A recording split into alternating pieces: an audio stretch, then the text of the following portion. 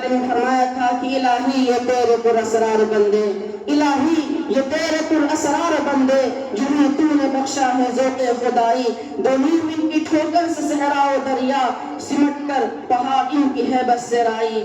حضرت مولانا عبد الباری صاحب فاروقی دامت برکاتہ العالیہ محتمم دارالمبلغین لکھنؤ۔ میں حضرت والا سے التماس کرتا ہوں کہ حضرت والا اپنے نصائح سے سامعین کے دلوں کو مجلہ اور مصفح فرمائے۔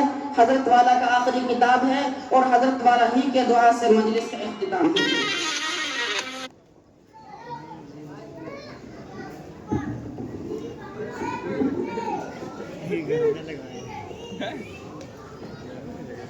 بسم اللہ الرحمن الرحیم،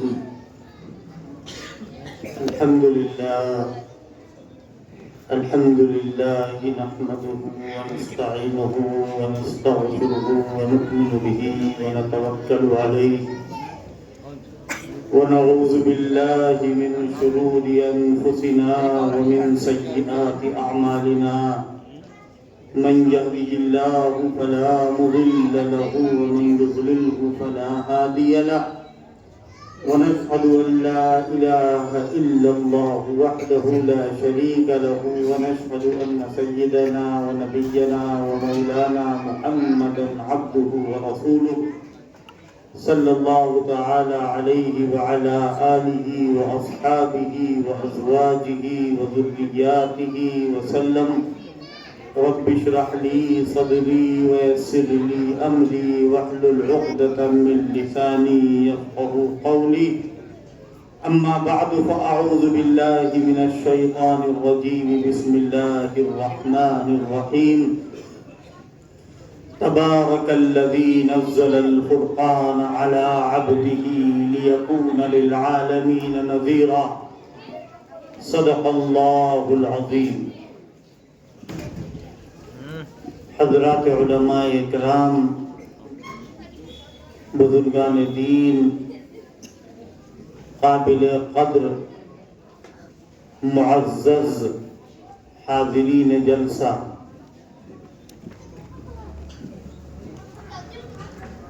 میں سب سے پہلے اللہ تعالیٰ کا شکر ادا کرتا ہوں، اور اللہ کا شکر ہر ایک کے اوپر سارے لوگوں کے مقابلے میں واجب ہے، اور میں مشکور اور ممنون ہوں یہاں کے داعی حضرات، منتظمین، ذمہ داران کا کہ انہوں نے مجھ ناچیز کو، حقیر کو اس مبارک تقریب میں اور مقدس محفل میں مدعو کرنے کی جو انہوں نے میرے لیے سعادت بخشی، اللہ پاک ان کو اس کا اجر نصیب فرمائے۔ اس وقت چند گزارشات وقت کی اہمیت کو دیکھتے ہوئے اور اس کی قلت کے پیش نظر میں عرض کروں گا۔ اللہ پاک مجھے صاف، صحیح، سچی بات کہنے کی توفیق نصیب فرمائے، اور مجھے بھی عمل کرنے کی اور آپ حضرات کو بھی عمل کرنے کی توفیق نصیب فرمائے۔ یہ جلسہ جس میں کافی دیر سے آپ حضرات شریک ہیں، اور بیانات، اشعار، جو بھی کلام یہاں پیش کیا گیا، اس کو سن کر کے میں یہ سمجھتا ہوں کہ محظوظ ہو رہے تھے، لیکن یہاں پر ذرا سے یہ سوچ ہونی چاہیے کہ ہم اس مقام پر اللہ تعالیٰ کی توفیق سے آئے ہیں تو یہاں سے کچھ پیغام لے کر کے، یہاں کی دعوت لے کر کے جائیں۔ یہاں کی دعوت بالکل خالص دینی اصلاحی اور تبلیغی دعوت ہے۔ اللہ پاک نے یہاں کے مدرسے کے ذمہ داروں کو یہ ہمت و توفیق نصیب فرمائی کہ انہوں نے قرآن مجید کی خدمت کا عظیم کارنامہ اور اس کی ذمہ داری اپنے سر لی۔ اللہ پاک قرآن مجید کی تاثیر، قرآن کی حقانیت، قرآن کی صداقت، قرآن کی عظمت ہمارے دلوں کے اندر برقرار فرمائے۔ اللہ تبارک و تعالیٰ نے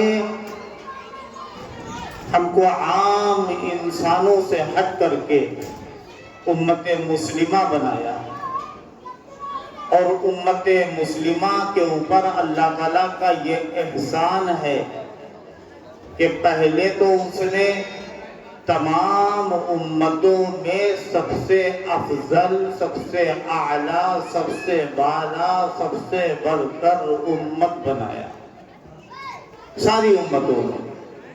اس امت سے پہلے امت موسیٰ، امت عیسیٰ، امت ابراہیم، امت نوح، لوط، ہود، آدم، ساری امتیں تھیں۔ پروردگار عالم نے جو خصوصیات ہمیں عطا فرمائی، ان میں سب سے پہلی خصوصیت یہ ہے کہ اس نے ایک ایسا زمانہ ہم کو عطا فرمایا کہ جو آخری امت کا زمانہ ہے، اور آخری پیغمبر حضرت رسول اللہ صلی اللہ تعالی علیہ وسلم کے ماننے والے اور ان کی امت کے لوگ ہم کو بنایا اللہ۔ اس کے بعد آپ اس امت کی خصوصیات دیکھیں گے تو بہت ساری خصوصیات ملیں گی۔ ایک خصوصیت یہ کہ آخری پیغمبر کی امت ہے، اور یہ ایک ایسی خصوصیت ہے کہ اس کا صحیح اندازہ قیامت میں ہوگا، آخرت میں ہوگا۔ اور قرآن مجید کی وہ آیت بتاتی ہے جس میں اللہ تعالیٰ ارشاد فرماتا ہے فَكَيْفَ إِذَا جِئْنَا مِنْ كُلِّ أُمَّةٍ بِشَهِيدٍ وَجِئْنَا بِكَ عَلَى هَؤُلَاءِ شَهِيدًا۔ اللہ تبارک و تعالیٰ ہر امت سے ایک گواہ لائے گا، اور یہ امت ایسی امت ہے کہ جس پر گواہی دیں گے اللہ کے آخری پیغمبر حضرت رسول اللہ صلی اللہ تعالیٰ علیہ وسلم۔ اس امت کو اللہ تعالیٰ نے کن کن خصوصیتوں سے نوازا ہے؟ اب سے تقریباً ایک ہفتے کے بعد رمضان المبارک کا مہینہ شروع ہو رہا ہے، روزوں کا سلسلہ شروع ہوگا۔ رمضان کا مہینہ ایک ایسا مہینہ ہے کہ اگر ہم یہ کہیں تو 100% یہ بات صحیح ہوگی کہ امت مسلمہ کی خصوصیات میں سے ایک خصوصیت ہے رمضان المبارک۔ اور رمضان کا رشتہ قرآن سے، قرآن کا رشتہ رمضان سے اتنا زیادہ مضبوط اور گہرا ہے کہ اللہ تبارک و تعالیٰ نے جب قرآن کو نازل کیا، قرآن کا ایک نزول ہے 23 سالہ زندگی کا، آیتن آیتن، مکی زندگی، مدنی زندگی، قرآن نازل ہوتا تھا۔ قرآن کس طرح نازل ہوتا تھا؟ تھوڑا تھوڑا، آیتن آیتن، سورتن سورتن، نجمن نجمن، آہستہ آہستہ، حسب موقع، حسب ضرورت، حسب تقاضا قرآن کا نزول ہوتا تھا۔ اور قرآن کا ایک نزول ہوا ہے یک بارگی لوح محفوظ سے آسمان دنیا پر، اور وہ نزول رمضان کے مہینے میں ہوا ہے۔ جہاں اللہ تعالیٰ نے روزوں کا ذکر کیا ہے وہاں ارشاد فرمایا شہر رمضان الذی انزل فیہ القرآن، رمضان کا مہینہ وہ مقدس مہینہ ہے کہ جس میں قرآن کو نازل کیا گیا ہے۔ اور رمضان کی وہ رات کہ جس کو لیلۃ القدر کہتے ہیں، شب قدر کہتے ہیں، اس مقدس اور اس مبارک رات کا ذکر اللہ قرآن کے اندر فرماتا ہے۔ اور کیسے فرماتا ہے؟ فرمایا کہ یہ قرآن کا معاملہ ہے اور اس کو ہم نے نازل کیا ہے۔ اِنَّا أَنزَلْنَاهُ فِي لَيْلَةٍ مُبَارَكَةٍ إِنَّا كُنَّا مُنزِلِينَ۔ یہ قرآن ہم نے ایک مبارک رات میں نازل کیا۔ یہ مبارک رات کون سی رات ہے؟ اِنَّا أَنزَلْنَاهُ فِي لَيْلَةِ الْقَدْرِ وَمَا أَدْرَاكَ مَا لَيْلَةُ الْقَدْرِ۔ ہم نے اس کو لیلۃ القدر میں، شب قدر میں نازل کیا، اور یہ شب قدر تمام راتوں سے افضل رات ہے۔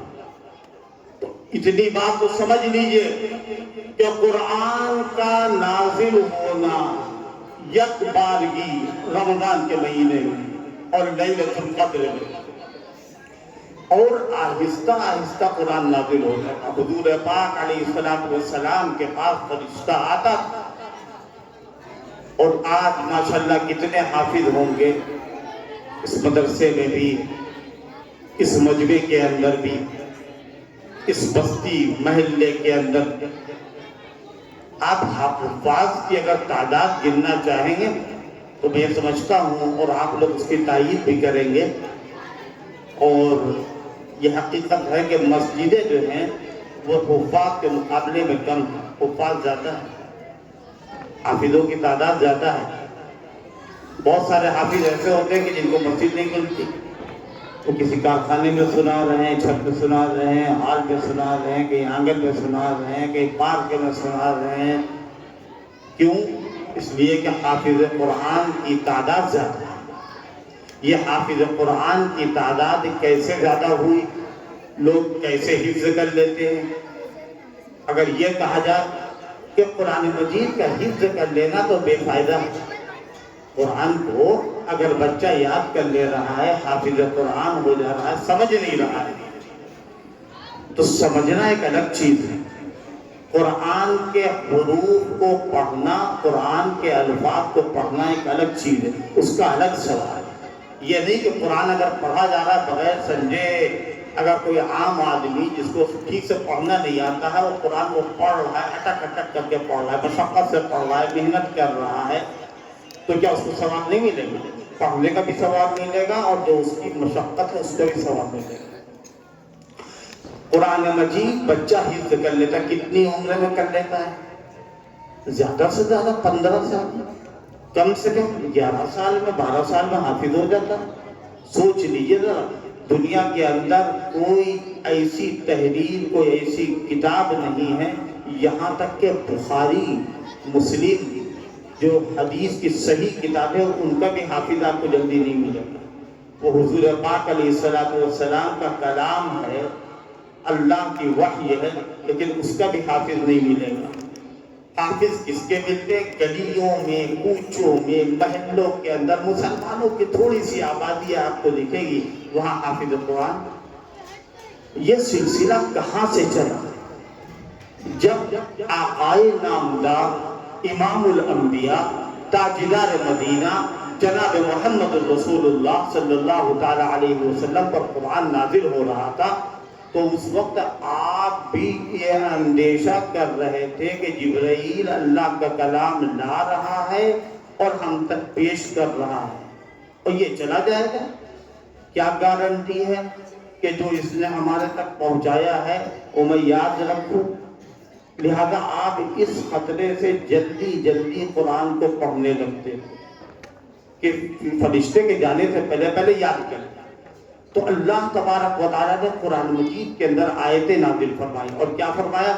لا تعجل بالقرآن من قبل ان یقضى الیک وحیہ وقل رب زدنی علما۔ وحی آنے سے، وحی پوری ہونے سے پہلے آپ جلدی مت کیا کریے، اور یہ کہا کریے رب زدنی علما، یہ دعا ہے قوت حفظ کی۔ اور اس کے بعد کیا فرمایا؟ ایک جگہ ارشاد فرمایا لا تحرک به لسانک لتعجل به، اپنی زبان کو جلدی جلدی حرکت نہ دیا کریے. ان علینا جمعہ وقرآن، جتنے حافظ یہاں موجود ہیں وہ سن لیں، ان کے اساتذہ سن لیں، ان کے مربی سن لیں، ان کے والدین سن لیں. کہ اللہ فرماتا کوئی یہ نہ کہے کہ ہم نے اپنی صلاحیت سے اور قابلیت سے قرآن کو محفوظ کر لیا ہے سینے میں. کوئی یہ نہ کہے کہ ہم نے بچے کو حافظ قرآن بنا دیا ہے. آپ کو اللہ تعالیٰ نے ذریعہ بنایا ہے، اللہ نے آپ کو ذریعہ بنایا ہے.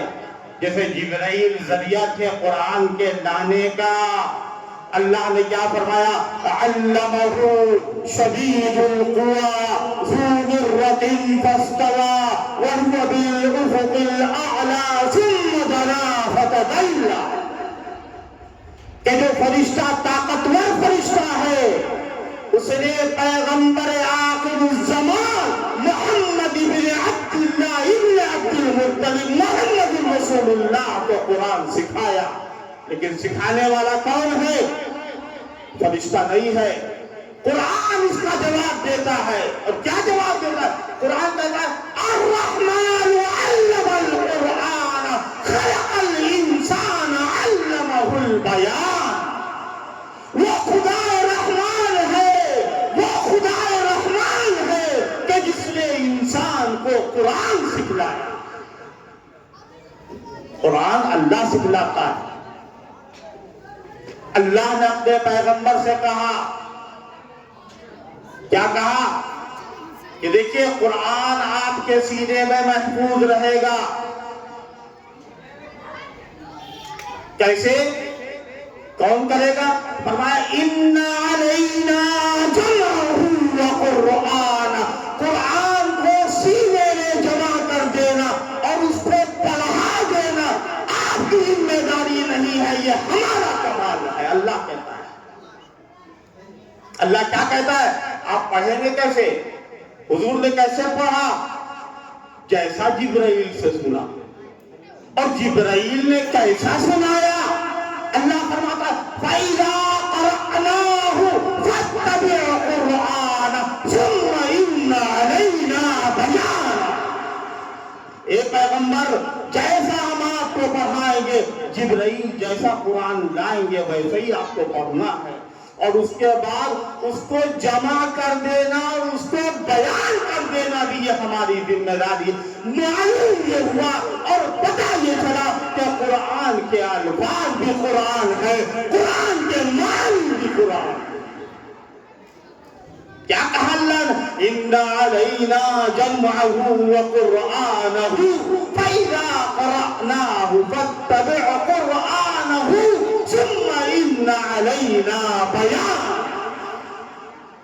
اسی کو کہتے ہیں آج اگر کوئی حافظ قرآن جو بچہ ہے ابھی اسی سال فارغ ہوا، کتنے یہاں اساتذہ حفظ کے ہیں کہ جن کی سرپرستی میں، جن کی نگرانی میں چھوٹے چھوٹے بچوں نے، ان سے پوچھا جائے تمہارے باپ کا نام کیا ہے، دادا کا نام کیا ہے، پردادا کا نام کیا ہے، پردادا کے والد کا نام کیا ہے، ان کے والد کا، ان کے دادا کا، ان کے پردادا کا بتا پائے گا؟ نہیں معلوم. لیکن قرآن کے بارے میں اگر پوچھا جائے کہ سورۃ فاطر سے پہلے کون سی سورت ہے، سورۃ شورى سے پہلے کون سی سورت ہے، اس کے بعد کی کون سی سورت ہے، سورۃ عنکبوت کس بارے میں ہے، کہاں سے شروع ہوتی ہے، کہاں پہ ختم ہوتی ہے، طالب علم بتائے گا؟ بتائے گا کہ نہیں بتائے گا؟ ابھی امام حرم یہاں پر ہوں، مکے کے مدینے کے امام، اور اگر وہ قرآن پڑھ رہے ہوں، قرآن پڑھتے پڑھتے کہیں پر بھول جائے، بھول سکتے ہیں؟ نہیں بھول سکتے، بالکل بھول سکتے. تو جو ابھی حافظ قرآن ہو جس کی عمر 12 سال 13 سال کی ہے، وہ سن لے گا غلطی کو، ٹوکے گا کہ نہیں ٹوکے گا؟ اللہ کیا فرماتا ہے؟ یہ انتظام میرا ہے، ہم نے اس کو اتارا ہے. اور فرمایا اِنَّا نَحْنُ نَزَّلْنَا الذِّكْرَ وَإِنَّا لَهُ لحافظون، قرآن کو ہم نے نازل کیا ہے اور صبح قیامت تک قرآن کی حفاظت کرنے والی ذات میری ذات ہے، اللہ کہتا ہے۔ کیوں؟ غلط قرآن نہیں پڑھا جائے گا، غلطی تو ہو سکتی ہے لیکن اس غلطی کو باقی نہیں رکھا جائے گا۔ حضور پاک علیہ السلام ایک مرتبہ قرآن پڑھ رہے تھے نماز میں، اور کوئی آیت چھوٹ گئی اور آپ کو اس کا پتہ بھی نہیں چلا، اس لیے کہ آپ عالم الغیب نہیں، علم ما کان و ما یکون، علم ازلی ابدی دائمی اللہ کو اللہ نے سینے میں محفوظ کیا، جہاں اللہ نے چاہا وہاں ذہن سے نکل گیا، حضور بھول گئے۔ صحابہ نے اس وقت تو نہیں کچھ کہا کیونکہ وہ دور نزول قرآن کا دور تھا۔ صحابہ جب تک نہیں مطمئن ہوتے تھے حضور سے تب تک کہ کچھ نہیں بولتے تھے۔ انہوں نے سوچا کہ بہت ساری آیتیں نازل ہوتی ہیں منسوخ ہو جاتی ہیں، کہیں ایسا تو نہیں کہ یہ آیت منسوخ ہو گئی؟ بعد میں صحابہ نے کہا کیا یہ آیت منسوخ ہو گئی ہے؟ حضور نے فرمایا نہیں، منسوخ نہیں ہوئی، میں بھول گیا۔ صحابہ نے کیوں کہا؟ حضور پاک علیہ السلام جو دنیا کے اندر سارے نبیوں کے امام، سارے ولیوں کے سردار، سارے متقیوں کے اور صالحین کے سرداج ہیں، ہمارے آقا صلی اللہ تعالی علیہ وسلم، صحابہ ہمت نہ کرتے کہ آپ سے یہ آیت رہ گئی ہے؟ کس کے سامنے ہمت کر رہے ہیں صحابہ؟ اس ذات کے سامنے کہ جو اللہ کے بعد اس کائنات کا سب سے اعلیٰ، سب سے بالا، سب سے برتر اللہ کے پیغمبر حضرت رسول اللہ صلی اللہ تعالیٰ علیہ وسلم کے ذات۔ صحابہ ہمت کر رہے ہیں، کیوں؟ اس لیے کہ بات قرآن کی ہے، بات قرآن کی ہے۔ اللہ کیا فرماتا ہے کہ ہم نے اس کو نازل کیا ہے اور ہم اس کی حفاظت کرتے رہیں گے۔ کس کے ذریعے سے حفاظت ہوگی؟ حافظ قرآن کے ذریعے سے۔ یہ قرآن مجید کا معجزہ ہے۔ کسی طالب علم سے کہا جائے کہ تم کتاب کو شروع سے آخر تک یاد کر لو، زبانی یاد کر لو، تمہارے باندھے وہ یاد کر لو، دباؤ میں آ کر کے وہ یاد کر لے گا، سنا دے گا، لیکن یہ دستور نہیں ہے۔ دنیا کے اندر کوئی کتاب ایسی نہیں ہے کہ جس کو زبانی یاد کیا جاتا ہے اور یاد رکھا جاتا ہو، صرف قرآن۔ اگر کوئی یاد بھی کر لے، کوئی صحیفہ، کوئی اخبار، کوئی ہندی، انگریزی، اردو، عربی کا میٹر، لیکن اس کے اندر وہ کشش نہیں ہوگی کسی بھی زبان میں کہ بار بار اس کو پڑھا جائے۔ ہم صبح سے لے کر رات تک کے 5 وقت کی نمازیں پڑھتے اور ہر نماز کی ہر رکعت میں سورہ فاتحہ پڑھتے ہیں، اور کسی کا دل اچاٹ نہیں ہوتا، کوئی کبھی یہ اعتراض نہیں کرتا کہ ہر رکعت میں سورہ فاتحہ کیوں پڑھی جاتی ہے۔ یہ قرآن مجید کا اعجاز، قرآن کو بار بار پڑھا جائے گا، اور کثرت تلاوت سے قرآن پرانا نہیں ہوتا ہے، ہمیشہ نیا معلوم ہوتا ہے۔ یہ قرآن مجید کا اعجاز ہے۔ اللہ تبارک و تعالیٰ نے اس کی حفاظت کی ذمہ داری لی۔ یہ مدرسے اللہ کا انتظام ہے، یہ مسجدیں اللہ کا انتظام ہے۔ یہ تراویح، جو تراویح کو بدعت کہنے والے ہیں وہ قرآن کے دشمن ہیں، جو تراویح کو بدعت کہنے والے ہیں وہ دین اسلام کے غدار ہیں، وہ دین اسلام کے ساتھ بے وفائی کرنے والے۔ تراویح بدعت ہے، بے شک حضرت عمر رضی اللہ تعالی عنہ نے اس کو شروع کیا، اور یہ شروع ہو گئی تھی حضور پاک علیہ السلام سے۔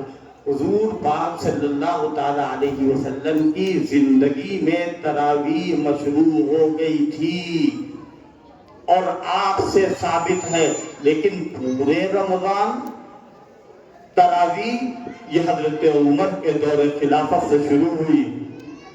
آپ کہیں کہ حضرت عمر نے بدعت ایجاد کی؟ نہیں، یہ آقا نامدار پہلے فرما چکے ہیں، علیکم بسنتی وسنت الخلفاء الراشدین المہدیین، میری سنت اور خلفاء راشدین کی سنت تمہارے اوپر لازم ہے۔ خلفاء راشدین میں سے کوئی خلیفہ اگر کسی کام کو شروع کرتا ہے تو وہ بدعت نہیں ہے، وہ سنت رسول ہے۔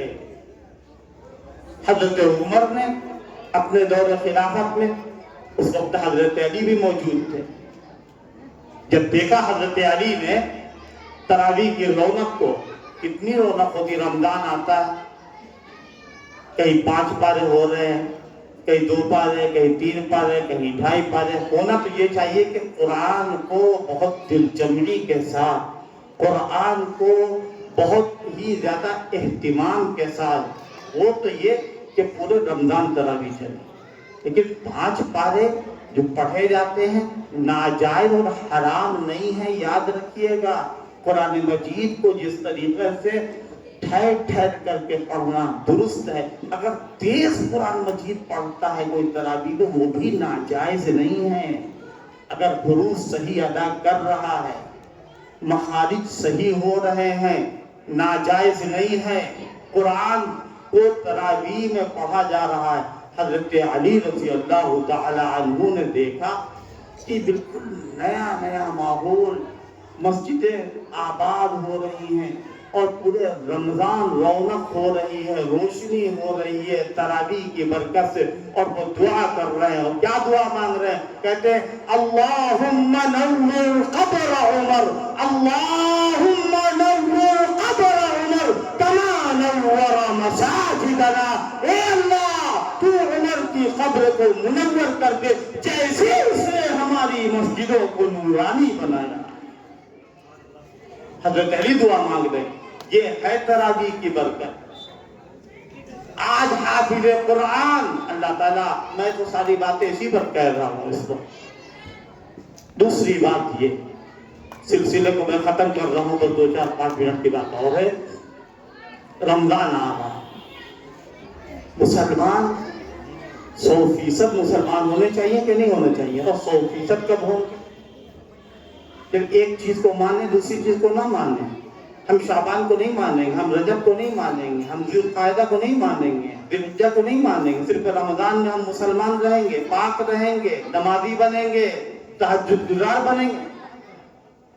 رمضان کا مہینہ ایسا ہے کہ اللہ کے رسول صلی اللہ تعالی علیہ وسلم نے فرمایا کہ رمضان کے لیے پہلے سے تیاری کرو، اور جو آدمی تیاری کرتا ہے، رمضان کے روزے رکھتا ہے ایمان کے ساتھ، من صام رمضان ایمانا واحتسابا غفر له ما تقدم، جو شخص نماز پڑھتا ہے، جو شخص روزے رکھتا ہے تو اس کے سارے گناہ معاف ہو جاتے ہیں۔ رمضان کا مہینہ اور عبادت کی روح کیا ہوتی ہے سمجھ لیجئے گا۔ عبادت کی روح جو ہے وہ اللہ کو خوش کرنا ہے، اللہ کو راضی کرنا ہے۔ سب سے بڑے نمازی کون تھے اس امت میں؟ ہر مسلمان جانتا ہے، سب سے بڑے نمازی صحابہ تھے۔ حضور پاک علیہ السلام کی زندگی میں آپ پر ایمان لانے والے صحابہ اکرام سب سے پہلے نمازی تھے، اور ان کی نمازیں اللہ فرماتا تراہم رکعا سجدا یبتغون فضلا من اللہ ورضوانا۔ اے پیغمبر، آپ اپنے ساتھیوں کو رکوع و سجدے میں دیکھیں گے اور وہ اللہ کی خوشنودی حاصل کرنے والے ہیں، اللہ کو راضی کرنے والے ہیں، کسی اور کو نہیں۔ ان کی راتیں کیسی گزرتی تھیں؟ ان کی راتیں جوئے میں نہیں، شراب نوشی میں نہیں، خرافات میں نہیں، عیاشیوں میں نہیں، گانوں میں نہیں، اور ننگی ننگی فحش چیزیں دیکھنے میں نہیں بلکہ ان کی راتیں کیسی گزرتی تھی. دیکھیے قرآن اللہ صحابہ کا تعارف کراتا ہے بڑے اچھے انداز میں. پہلے فرمایا وعباد الرحمن، رحمان کے نیک بندے کون ہیں؟ میں آگے سے بیان کر رہا ہوں. رحمان کے بندے وہ ہیں والذین یبیتون لربہم سجدا وقیاما. رحمان کے نیک بندے وہ ہیں کہ جو رات گزارتے ہیں سجدے اور قیام کے ساتھ، سجدے کے ساتھ، قیام کے ساتھ اللہ کے سامنے کھڑے ہوتے ہیں. اگر ہم کو اس کی توفیق ہو جائے، اب جو اونچے درجے کے مسلمان ہیں، جو نمازی بھی ہیں، حاجی بھی ہیں، روزے دار بھی ہیں، زکوٰۃ دینے والے بھی ہیں، قرآن پڑھنے والے بھی ہیں، داڑھی رکھنے والے بھی ہیں، کرتا پاجامہ پہننے والے بھی ہیں، اور برقع اوڑھنے والی عورتیں، یاد رکھیے گا عبادت کی روح ہم سے نہ نکلے. کہیں یہ نہ ہو کہ ہم عبادت تو کر رہے ہیں لیکن عبادت کے ساتھ ساتھ ہمارے اندر اکڑ بھی ہو رہی ہے، ہمارے اندر ایٹھن بھی آ رہی ہے، اور ہمارا حج اس وقت تک پورا نہیں ہوتا ہے جب تک کہ لوگ دنیا میں ہم کو حاجی نہ کہنے لگیں، اور ہماری تہجد کا ثواب ہم کو اس وقت نہیں ملتا جب تک کہ ہم محفل میں اس کا چرچا نہ کرنے لگے کہ ہم کو تم تہجد گزار کہو. اللہ کیا کہتا ہے کہ جو راتوں کو گزارتے ہیں سجدے اور قیام کی حالت میں، ہر وقت اللہ کے سامنے گرے رہتے ہیں، ان کو تو خیال ہونا چاہیے تھا صحابہ کو کہ ہم نے اللہ کے لیے نماز پڑھی ہے تو اللہ قبول کرے گا. نہیں، تبلیغ میں جو لوگ جاتے ہیں جماعت میں، مرکز میں، ان کو ایک بات سکھائی جاتی ہے، کیا؟ کرتے جاؤ ڈرتے جاؤ.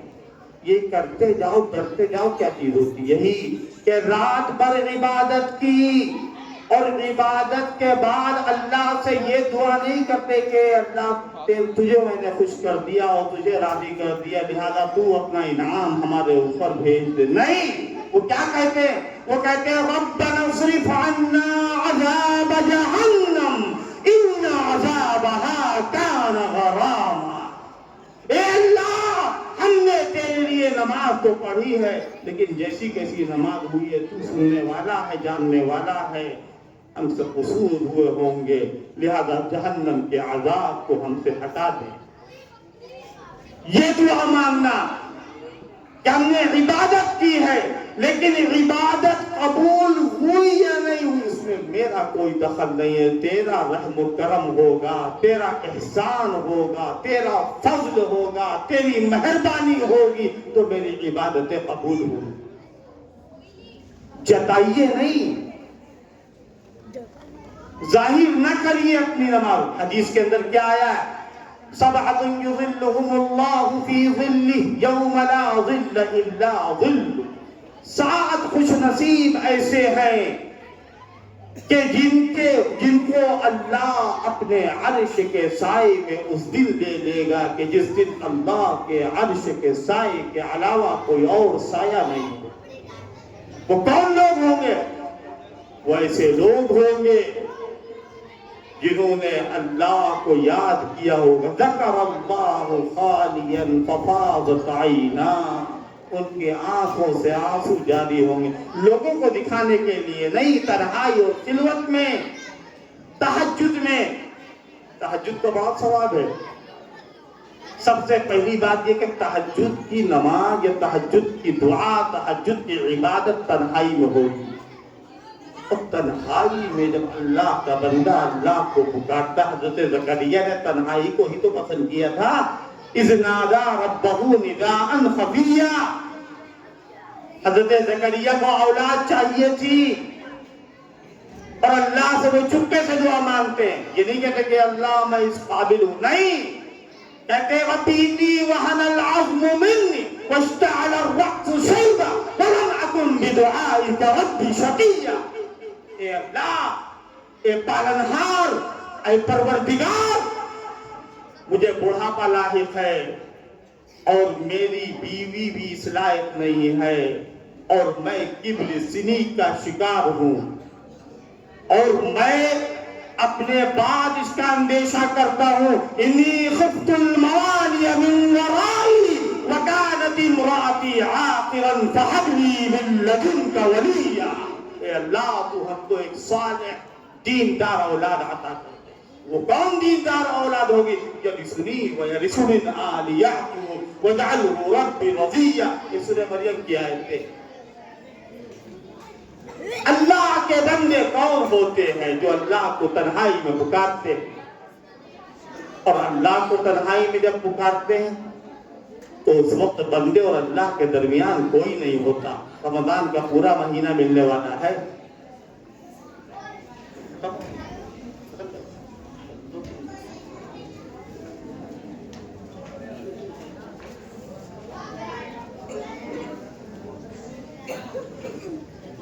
تو میں یہ عرض کر رہا کہ اللہ تبارک و تعالیٰ کے نیک بندے اس مہینے کی قدر کریں جتنی ہو سکے. اچھا رمضان کی بہت اہم عبادت یہ ہے قرآن مجید کی تلاوت. جتنا ہو سکے عورتیں بھی سنیں. میری مائیں اور بہنیں جو یہاں بیٹھی ہوں, دیکھیے دین چلے گا تو مردوں اور عورتوں دونوں سے چلے گا. یہ نہیں کہ ہے صرف مرد ذمہ دار ہے, عورتیں بھی ذمہ دار ہیں. خالی عید کی خریداری اور مردوں کے لیے رات بھر ٹہلنا, کھانا پینا, ہوٹل بازی کرنا چھوڑ دیجیے. یہ کچھ نہیں ملے گا اس سے. رمضان کا مہینہ ہے. اللہ کے نیک بندے کون ہوتے ہیں جو رمضان کی قدر کرتے ہیں؟ اچھا رمضان میں خیرات ہوتی ہے, زکوٰۃ نکالنی ہوتی. اچھا زکوٰۃ نکالنے والے, کھلانے پلانے والے, وہ بھی اپنی نیت کو صحیح رکھے. اس کی بھی جو روح ہے, اس کی جو جان ہوتی ہے وہ بھی للہ فی اللہ ہونی چاہیے. یہ نہیں کہ لوگوں کو دکھانے کے لیے آج ہم نے کھانا کھلا دیا تو اس کے بعد کوئی اس کا الگ سے مقصد نہ ہو, صرف اللہ کو راضی کرنا مقصد ہو. زکوٰۃ ہمارے اوپر فرض ہے, کوئی احسان نہیں ہے. اور اگر زکوٰۃ سے بڑھ کر کے, زکوٰۃ سے ہٹ کر کے اگر خیرات و صدقات نافلہ اور دیگر نیک کام, مالی جو کام ہے وہ کیا جائے, کھلانے پلانے کو بڑے احسان نہ جتائیے گا اور اچھا سا اچھا خرچ کریے گا. اللہ خوب دینے والا, خوب عطا کرنے والا ہے. اور اگر احسان جتایا اور غرض وابستہ کی کہ اگر ہم اس کی مدد کر رہے ہیں تو یہ بھی میری مدد کرے گا, تو یاد رکھیے وہ ردی کی ٹوکری میں ڈال دیا جائے. اللہ کے بندے کون ہوتے ہیں؟ اللہ فرماتا ہے وَيُطْعِمُونَ الطَّعَامَ عَلَى مِسْكِينٍ عَلَى حُبِّهِ مِسْكِينًا وَيَتِيمًا وَأَسِيرًا. جو کھلاتے ہیں مال کی چاہت کے باوجود, عَلَى حُبِّهِ, کس کو؟ مسکین کو, یتیم کو, قیدی کو. اور کیا کہتے ہیں انما نطعمکم لوجہ اللہ لا نرید منکم جزاء ولا شکورا. اے اللہ کے بندو, ہم تم کو تمہارے شکریہ کے لیے نہیں کھلا رہے, اللہ کو خوش کرنے کے لیے کھلا رہے. یہ جذبہ ہونا چاہیے. رمضان کو خوب روشن کریے اور رمضان کی برکات سے, رمضان کی ساعات سے, رمضان کے انوار سے اور رمضان کی تجلیات سے, رمضان کے روز و شب سے, رمضان کی قیمتی گھڑیوں سے اپنے کو محروم نہ کیا جائے. مسلمان 100% مسلمان بنے, اور 100% مسلمان یہی کہ جتنے کام کرنے کے ہیں وہ سارے کام کریں اور جو کام بچنے کے ہیں ان سے ہم بچیں, تو رمضان کا فائدہ حاصل ہوگا. استقبال ماہ رمضان کا یہی مطلب ہے کہ ہم پورے طور پر مستعد و تیار ہو جائیں, متحرک ہو جائیں, ہماری آنکھیں کھل جائیں, غفلت کے پردے ہٹ جائیں اور ہم اللہ کا قرب حاصل کرنے کے لیے تن من دھن کے لیے تیار ہو جائیں اور پورے طور پر ہم مسلمان بنے اور ہمارے سارے اعمال کس کے لیے ہو؟ ان صلاتی ونسکی ومحیایا ومماتی للہ للہ رب العالمین. میری نماز، میری قربانی، میری زندگی، میری موت رب العالمین کے لیے ہو. رب العالمین کے لیے کب ہوگی؟ کہ جب ہم یہ سوچیں گے کہ اللہ دینے والا ہے، اللہ ہی کے لیے ہم ہیں اور اللہ کے لیے ہمیں سب کچھ کرنا. مال مانگنا ہے تو اللہ سے مانگنا ہے، دولت مانگنی ہے تو اللہ سے مانگنی ہے، اولاد مانگنی ہے تو اللہ سے مانگنی ہے. جو بے اولاد کے ہیں ان کو بھی چاہیے کہ اللہ ہی سے مانگے اولاد. اللہ دے گا، لڑکا بھی اللہ دیتا ہے، لڑکی بھی اللہ دیتا ہے، لڑکا اور لڑکی دونوں اللہ دیتا ہے. بلکہ ہم جو کھاتے ہیں اگر اللہ کی رحمت اور اس کا کرم نہ ہو تو ہم کھا بھی نہیں سکتے ہیں. اور ہمارے پاس جو یہ ہاتھ ہے یہ اللہ کی نعمت ہے. ہاتھ نہ ہوتے، انگلی نہ ہوتی، انگلی کے پیر نہ ہوتے، ہاتھ میں لوچ نہ ہوتا تو ہم کھاتے کیسے، پیتے کیسے؟ یہ اللہ کا محض کرم ہے، اللہ کا فضل ہے اور اس کا احسان ہے. اللہ تعالیٰ کھلاتا ہے، پلاتا ہے، اولاد دیتا ہے. ہمیں اللہ کے علاوہ کسی سے نہیں مانگنا ہے. وَإِذَا سَأَلَكَ عِبَادِي عَنِّي فَإِنِّي قَرِيبٌ. جب میرے بندے پوچھے کہ میں کہاں ہوں تو ان سے کہہ دیے پیغمبر کہ میں قریب ہوں. اور کیسے اللہ قریب ہوتا ہے؟ انسان کی شہ رگ سے زیادہ انسان کے قریب اللہ کی ذات ہے. وَلَقَدْ خَلَقْنَا الْإِنسَانَ وَنَعْلَمُ مَا تُوَسْوِسُ بِهِ نَفْسُهُ وَنَحْنُ أَقْرَبُ إِلَيْهِ مِنْ حَبْلِ الْوَرِيدِ. انسان کی جو گردن کی رگ ہے وہ انسان کی جتنی قریب ہے اس سے زیادہ اللہ قریب ہے. عامل نہیں قریب ہے، ڈاکٹر نہیں قریب ہے، دوا نہیں قریب ہے، جادوگر نہیں قریب ہے.